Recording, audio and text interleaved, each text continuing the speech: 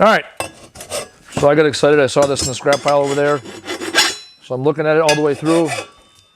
It's brass, brass, brass. All three major components look like they're brass. So what I do, even stuff like this, I take it apart. Two reasons. One, I want to make sure there's nothing inside here that I'm missing. And then two, it just fits in the bucket better. So you can maximize the weight per Gaylord.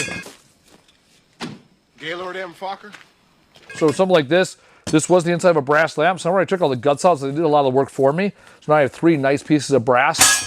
But when it comes to scrapping, it's all about knowing what you have, knowing how you're going to make your money, and then also shipping things, understanding how the next person wants it received. We ship everything in Gaylords. That's just how we do business now. When I first started, it was 1 gallon bucket, like ice cream buckets. And then I upgraded to 5 gallon buckets. And then it became like 32 gallon bins, like storage bins you see. And then eventually it was trash cans, and it was the big brute cans. And now we're at Gaylords.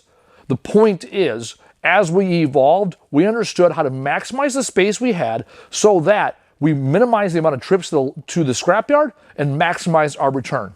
There might be some scrappers out there that don't even deal with Gaylords and all they want is lugger boxes and roll-offs. That's awesome. That's their size and scope and scale. Understand where you're at today. Start with a 5 gallon or a 1 gallon ice cream bucket.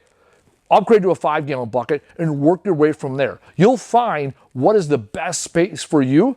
Don't look at it like, oh, I got to dedicate, a couple hundred square feet to scrapping. No, you got to dedicate time to the craft and understanding how to maximize your profit. And in time, you will scale to the appropriate size.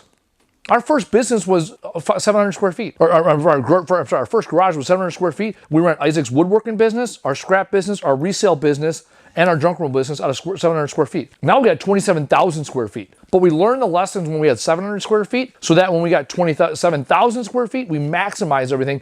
Because, at first, we filled this whole fucking warehouse with stupid shit because we got away from our principles.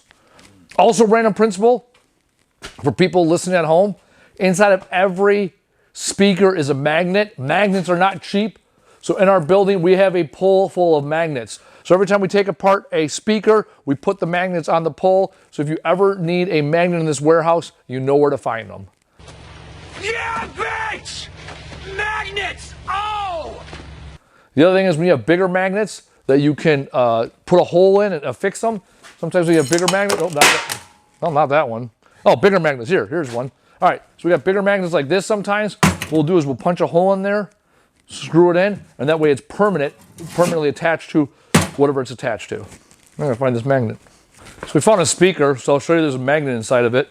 So breaking apart speakers like this, a lot of these cheapy speakers, even some of your older speakers, they're just made out of pressboard bullshit. So we're gonna take them apart, you just find a hole. What I don't want to do is I don't want to hit the front face because I don't want to break anything up yet. So I'm going after here. This is what I'm going after. So always hit it, not on the front face. Then from here, this is where you have your magnet. So cut our wire. So again, we make more money on wire than anything else. This is low voltage stuff. And then from here, we want to extract the speaker. It's a fancy way of saying it, busting it out of the wood. This is all trash. Hit the speaker. This is all bullshit. Then from here, you have magnet. See, it's already picking up. Look, it's already making money. It's already making me money by picking up steel. Right from there, and then from there, depending on the magnet, how much you want to get in depth, you can pop this off. A lot of times you're going to end up breaking the magnet, especially small speakers like this. It's a very thin magnet there, so it'll probably break it off. It'll probably bust it. But the point is, you can even take this, mount it to something, and you have a shelf magnet at all times. Nothing else fancy. So if you just need a magnet laying around, or if you just need a magnet and you don't have anyone laying around, find a speaker, go get you a magnet. If you're ever at a scrap yard or in your yard and you can't find a magnet, find a speaker.